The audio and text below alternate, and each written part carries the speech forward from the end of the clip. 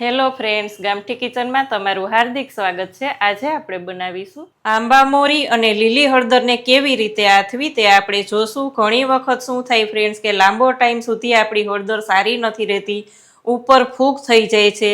તો દરેક સમસ્યાનું કારણ પણ આપણે જોતા જશું કે જેથી કરીને લાંબો સમય સુધી આપણી હળદર બગડે પણ નહીં। તો ચાલો જોઈ લઈએ આને કેવી રીતે બનાવી। હળદર આથવા માટે અહીંયા આપણે આંબા હળદર અને જે રેગ્યુલર હળદર હોય તેને ધોઈ નાખી છે। એકદમ સરસ 2 થી 3 વખત આને ધોઈ નાખવાની। ધોયા પછી આની આ રીતના આપણે છાલ કાઢી લેશું। આ જ રીતે આપણે બધી જ હળદરની છાલ કાઢી લઈએ। હળદરને લઈ અને આપણે પહેલા જ ધોઈ લીધી હતી। ક્યારેય પણ છાલ કાઢીને હળદર ધોવાની નથી, જેથી કરીને તેના ગુણો તેવા ને તેવા જળવાઈ રહે। અહીંયા 200 ગ્રામ મારે હળદર છે, તમારે જેટલી બનાવવાની હોય તેટલી લેવાની।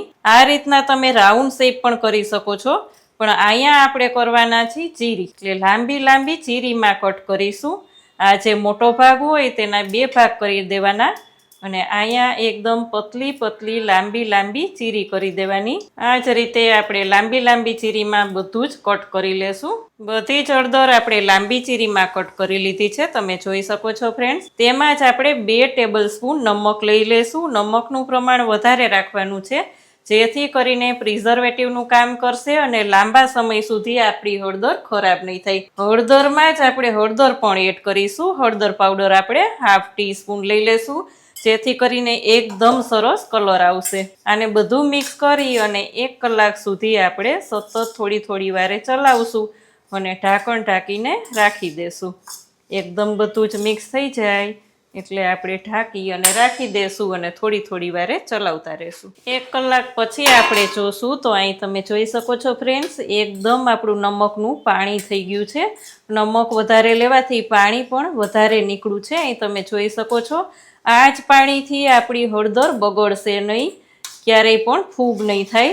આને આપણે હવે કાચની જારમાં લઈ લેશું। અહીંયા આપણે જાર લઈ લેશું, તેમાં જ આપણે બધી જ હળદર એડ કરી દેવાની છે। હળદર સાથે હળદરવાળું પાણી પણ આપણે એડ કરતા જશું। અહીંયા આપણે હળદર નમકવાળું પાણી લીધું છે એટલે આપણી હળદર બગડશે જ નહીં। તેમાં જ આપણે લઈ લેશું લીંબુનો રસ, 1 થી 1.5 લીંબુનો રસ લઈ લેવાનો છે અને બધું એકદમ મિક્સ કરી દેશું। અને ઉપરથી આપણે સાદું પાણી પણ લઈ લેશું। તેમાં જ આપણે ઉપર લઈ લેશું લીંબુના પીસ, જેથી કરીને ખરાબ પણ નહીં થાય હળદર। અને આ લીંબુના પીસ પણ એટલી ખાવાની મજા પડશે, એકદમ સરસ સોફ્ટ અને એવા થઈ જશે અને સાથે ટેસ્ટી પણ ખૂબ જ લાગશે। અહીંયા આપણી હળદર તૈયાર છે।